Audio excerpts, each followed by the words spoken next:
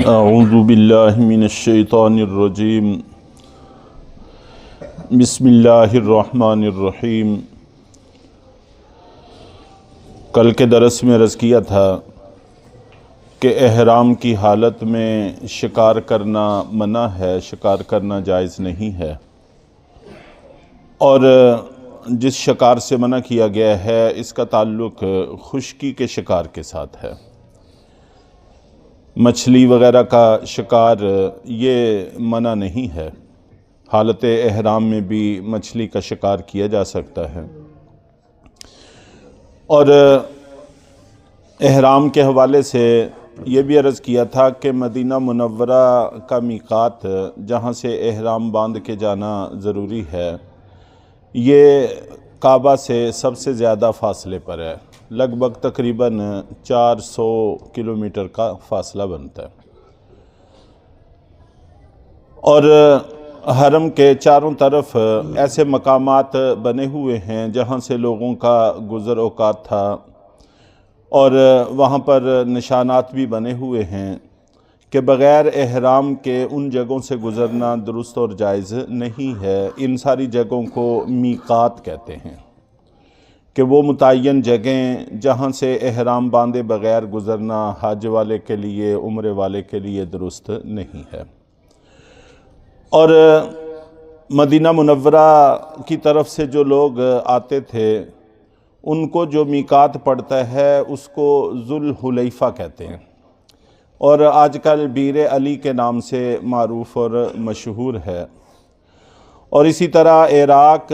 وغیرہ کی طرف سے آنے والے لوگوں کو جو میقات پڑتا ہے اس کو ذات عرق کہتے ہیں۔ اور اسی طرح جو لوگ شام کی طرف سے آتے ہیں ان کو جو میقات پڑتا ہے اس کو جحفہ کہتے ہیں، اور نجد وغیرہ کے علاقوں کی طرف سے آنے والوں کو قرن کا مقام پڑتا ہے، اور یمن کی طرف سے آنے والوں کو یلملم یہ میقات پڑتا ہے، اور ہم پاکستان کے لوگ، ہندوستان کے لوگ بھی یلملم سے گزرتے ہیں، تو ہمیں بھی اس مقام پر احرام باندھ کے گزرنا ہوتا ہے۔ اور یہ کعبہ کے احترام کی وجہ سے ہے۔ کعبہ کا احترام یہ ہے کہ جو بھی بندہ عمرے کی نیت سے یا حج کی نیت سے جاتا ہے تو ان جگہوں سے پہلے کسی بھی جگہ پر احرام باندھ سکتا ہے، اور آخری حد یہ ہے کہ یہاں پر تو آ کر احرام باندھنا بہرحال ضروری ہے، اس کے بغیر اگر گزرے گا تو یہ اس کے لیے ٹھیک اور درست نہیں ہے۔ تو مدینہ منورہ سے صحابہ کرام جاتے تھے تو ان کو سفر سب سے زیادہ پڑتا تھا میقات کے بعد حرم تک، اور کئی دن سفر میں گزر جاتے تھے، اور خاص طور پر اہل عرب ان کا کافی حصہ گزر اوقات کا شکار پر تھا۔ تو جب انسان کا گزر اوقات شکار پر ہو اور پھر سفر کی حالت میں عام طور پر شکار کی ضرورت بھی پڑتی ہے، پیدل سفر ہوتے تھے، تو ایسے میں اللہ رب العزت فرماتے ہیں کہ ہم تمہیں شکار کے ساتھ آزمائیں گے، کہ شکار تمہاری دسترس میں ہوں گے اور تمہارے نیزوں کی، تمہارے ہتھیاروں کی زد میں ہوں گے، بڑی آسانی کے ساتھ تم ان کا شکار کر سکو گے، لیکن چونکہ اللہ کا حکم ہے کہ تم شکار نہیں کرو گے تو پھر اللہ تعالیٰ کا حکم مانو گے تو یہ علامت ہوگی کہ تمہارے دل میں اللہ کے حکم کی اہمیت ہے، اللہ کا ڈر ہے، اللہ کا خوف ہے، تو بن دیکھے ہی تم اللہ سے ڈرتے ہو، یہ کامیابی کی علامت ہے۔ اور اگر خدا نخواستہ اللہ کے ڈر کو پس پشت ڈال کر تم شکار کی طرف بڑھتے ہو، ہیلے بہانوں سے اس طرف لپکتے ہو، تو یہ تمہاری ناکامی کی علامت ہوگا۔ اور یہ بھی عرض کیا تھا کہ اس طرح کے امتحانات پہلی امتوں میں بھی ہوتے رہے ہیں، جیسا کہ بنی اسرائیل،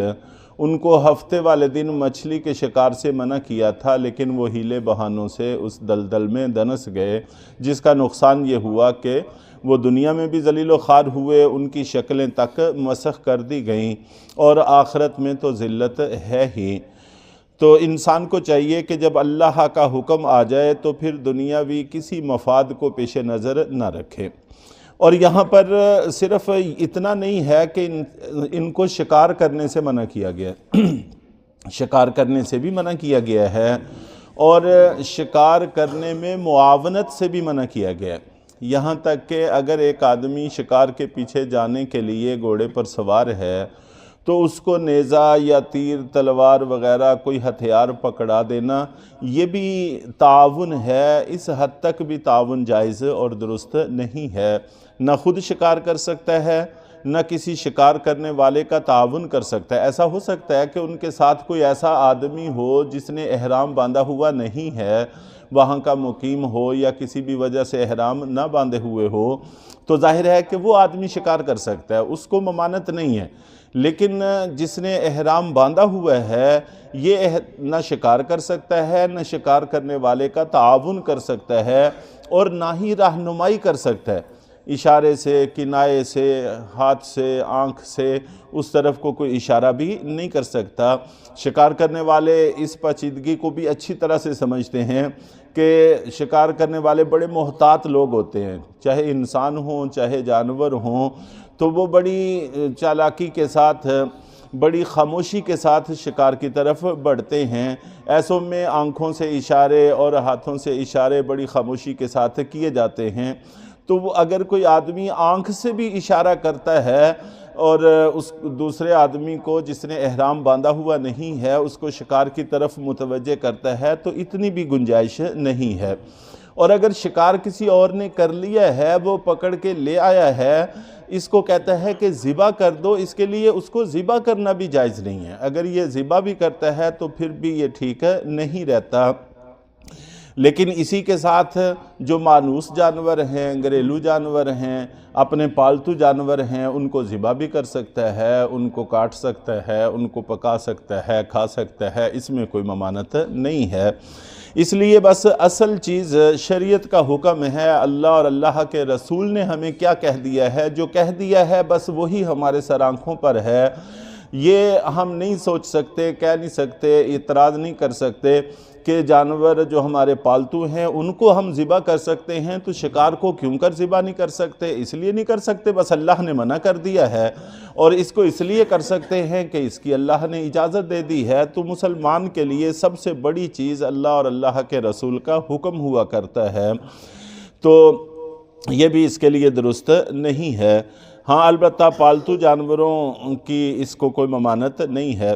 یا ایہا الذین آمنوا، اے ایمان والو، لا یبلونکم اللہ بشیء من الصید، ضرور تم کو اللہ تعالیٰ آزمائیں گے شکار کے جانوروں میں سے کسی کے ساتھ، تنالہ ایدیکم، کہ جس تک تمہارے ہاتھ آسانی سے پہنچ سکتے ہوں گے وہ تمہارے ہاتھوں کی دسترس میں ہوں گے۔ چنانچہ یہ بھی میں نے کل عرض کیا تھا کہ ایسے موقع پر جانور بھی ان کے قریب قریب آتے تھے، اور صحابہ کرام آپس میں ہنستے تھے کہ ہم احرام میں نہ ہوتے تو پھر ان سے نمٹ لیتے۔ اور خاص طور پر حدیبیہ کے موقع پر جب مقام حدیبیہ میں صحابہ کرام نے پڑاؤ ڈالا تو حالت احرام میں تھے، اس وقت شکار ان کے بہت قریب قریب آتا تھا، لیکن کسی صحابی رسول نے بھی اس کی طرف ہاتھ نہیں بڑھایا۔ تو شکار سے اللہ تمہیں آزمائیں گے، تمہارے ہاتھوں کے زد میں ہوں گے، وَرِمَاحُكُمْ، اور تمہارے نیزوں کی زد میں ہوں گے۔ مقصود یہاں پر نیزے نہیں ہیں، کوئی بھی ہتھیار، عام طور پر چونکہ نیزہ یا اس طرح کی چیز ہر وقت ان کے پاس ہوتی ہی تھی، اور شکار میں استعمال ہونے والے ہتھیاروں میں سے نیزہ مؤثر ترین چیز ہوتی تھی، جس کو پھینک کر بھی مارا جا سکتا تھا، پکڑ کر بھی مارا جا سکتا تھا۔ تو اس لیے یہاں پر نیزوں کا ذکر کر دیا، وگرنہ تلوار بھی ایسے ہی ہے، تیر بھی ایسے ہی ہے، بندوق بھی ایسے ہی ہے، جو بھی آلات ہم استعمال کرتے ہیں سارے اس میں داخل ہیں، یعنی تمہارے ہاتھوں کی دسترس میں ہیں اور تمہارے نیزوں کی زد میں ہیں۔ لِيَعْلَمَ اللَّهُ مَن يَخَافُهُ بِالْغَيْبِ، تاکہ اللہ تعالیٰ جان لے کہ کون اس سے ڈرتا ہے بن دیکھے۔ یعلم کا لفظ قرآن پاک میں بہت ساری جگہوں پر ظاہر کرنے کے معنی میں بھی استعمال ہوتا ہے۔ اللہ تو جانتے ہیں، اللہ تعالیٰ تو دلوں کے بید سے واقف ہیں، اس سے کچھ بھی چھپا ہوا نہیں ہے، لیکن اللہ تعالیٰ چاہتے ہیں کہ ان کے اندر کی کیفیت کھل کر باہر آ جائے، دوسرے لوگوں کو بھی پتہ چل جائے۔ صرف انصاف ہونا کافی نہیں ہوتا، بلکہ انصاف نظر بھی آنا چاہیے۔ یہ اللہ تعالیٰ یہاں پر چاہتے ہیں اپنے بندوں کے معاملے میں۔ نہ صرف یہ کہ اللہ تعالیٰ انصاف کریں گے، بلکہ اللہ کا ہوتا ہوا انصاف بندوں کو نظر بھی آئے گا، تو دل کی کیفیت کھل کر باہر آ جائے۔ یہ اللہ چاہتے ہیں عام لوگوں کو بھی پتہ چل جائے کہ یہ اس کا جرم تھا اور یہ اس کی سزا ہے۔ اگر صرف دل کے بھید پر معاملات ہونے لگ جاتے تو اللہ تو انصاف کرتے، لیکن بندوں کو وہ انصاف نظر نہ آتا۔ اس لیے یعلم کا لفظ صحابہ کرام سے منقول ہے کہ ظاہر کرنے کے معنی میں بھی استعمال ہوتا ہے، تاکہ ظاہر کر دیں اللہ تعالیٰ ان لوگوں کو کہ جو ڈرتے ہیں بن دیکھے، اور ان کو بھی ظاہر کر دیں کہ جو اللہ سے ڈرتے نہیں ہیں۔ فَمَنِ اعْتَدَى بَعْدَ ذَلِكَ فَلَهُ عَذَابٌ أَلِيمٌ۔ سو جو شخص حد سے گزرے گا، اس کے باوجود اتنی وضاحت کے بعد بھی حد کو توڑے گا، تو اس کے لیے دکھ دینے والا عذاب ہوگا۔ اگلی آیت میں پھر انشاءاللہ اگر کسی نے شکار کر لیا حالت احرام میں تو پھر اس کے ساتھ کیا معاملہ ہوگا، اس کو کیا کفارہ دینا پڑے گا، ان چیزوں کی وضاحت ہے انشاءاللہ العزیز کل کے درس میں عرض کی جائے گی۔ اللہ تعالی ہم سب کو قرآن پاک پر عمل کی توفیق عطا فرمائے۔